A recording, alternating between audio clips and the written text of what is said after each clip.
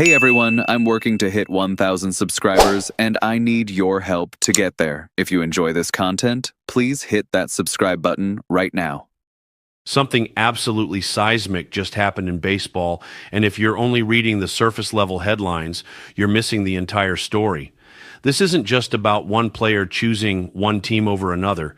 This is about a fundamental power shift in how the sport operates at the highest level, and the implications are going to ripple through every front office decision for the next decade. What we just witnessed is a superstar pitcher with multiple massive offers on the table, walking away from the biggest money to chase something that used to be considered secondary in contract negotiations: culture, development, infrastructure, championship probability. These aren't talking points anymore. They're the actual deciding factors for elite talent. And one franchise just learned that lesson in the most brutal way possible. The basic facts are straightforward enough. Tarek Skubal, fresh off a Cy Young season, had serious interest from multiple organizations willing to pay premium dollars for his services. The Mets made an aggressive push, reportedly offering better financial terms than what the Dodgers ultimately gave him. They dangled leadership roles, roster construction promises, all the usual recruitment tactics that billionaire owners deploy when they want something badly. Steve Cohen has unlimited resources and wasn't shy about using them. On paper, that should have been enough. In the old paradigm of baseball economics, that would have been enough. The highest bidder wins. The player cashes the check. Everyone moves on. Except that's not what happened here. And the reasons why tell us everything about where this sport is heading. Skubal chose the Dodgers on an 8-year deal worth $400 million. Not because it was the most money, because it wasn't. Not because it offered the most power or influence, because those weren't the determining factors either.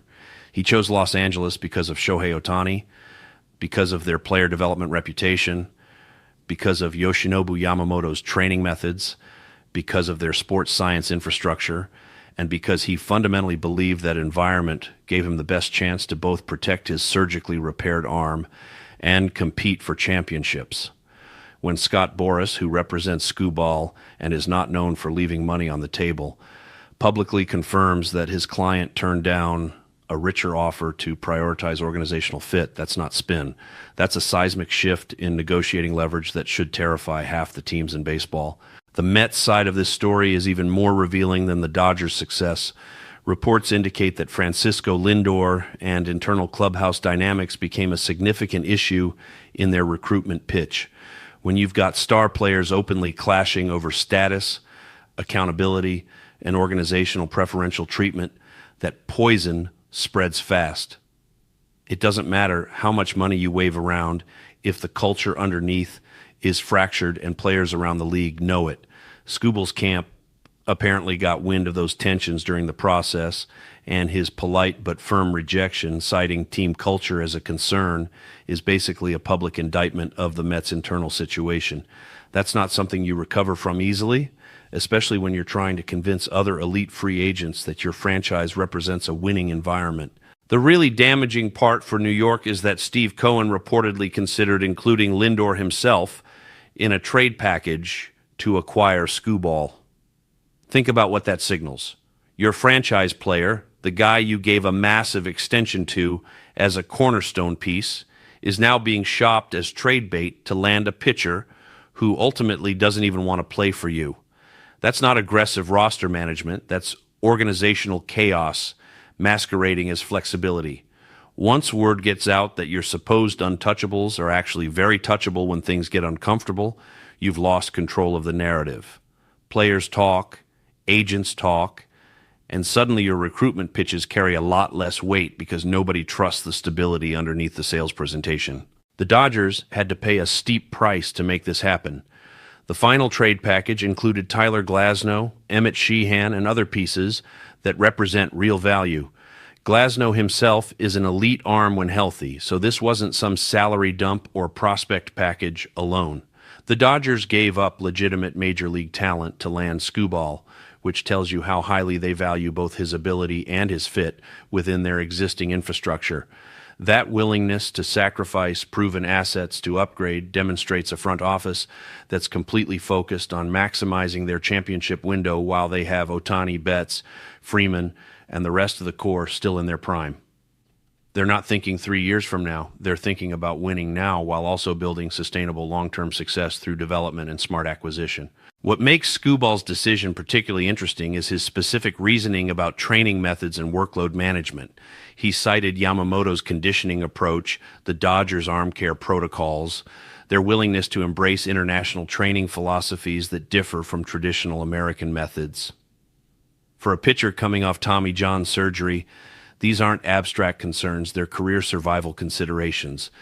The Dodgers have built a reputation for extending pitching careers and keeping elite arms healthy through a combination of sports science, individualized training programs, and smart workload management. That reputation has tangible recruiting value now because players know the difference between organizations that protect their health and organizations that grind arms into dust, chasing short-term wins.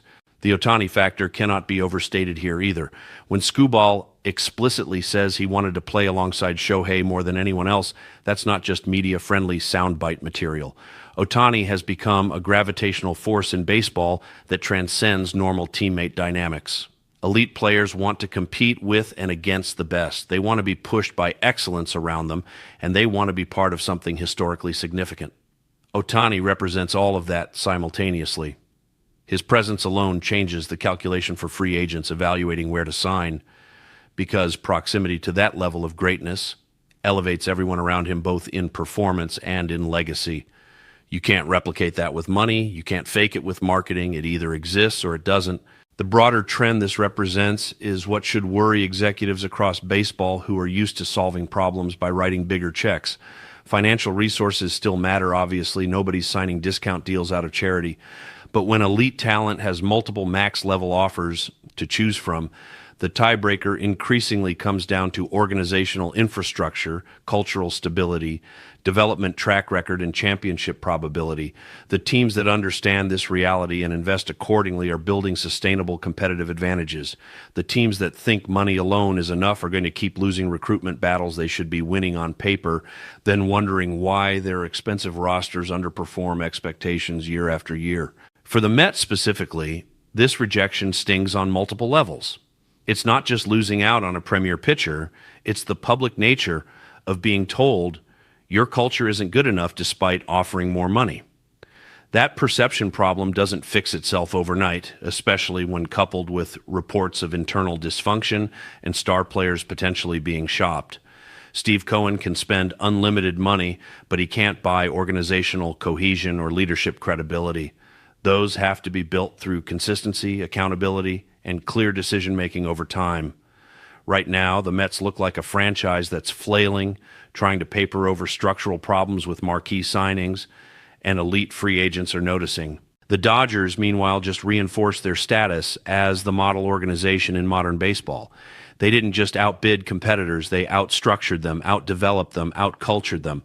They created an environment where elite players actively want to be, even when it means leaving money on the table elsewhere. That's organizational excellence at the highest level, and it's why they're positioned to sustain championship contention, not just for this season, but for the foreseeable future.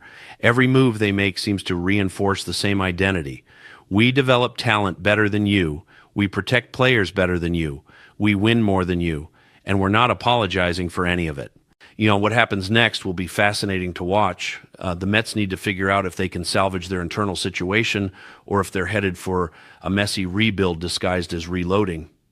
Other big market teams watching this unfold need to honestly assess whether their own organizational infrastructure can actually compete for top-tier free agents beyond just writing the biggest check. And the Dodgers need to prove that adding Scooball to an already loaded rotation actually translates to that third consecutive championship they're chasing. But the larger lesson here is clear. Baseball's power dynamics have shifted. Culture has become currency, and the teams that recognize that reality are going to dominate the ones still operating under old assumptions. This story isn't over, it's just beginning, and what comes next is going to define the next era of the sport.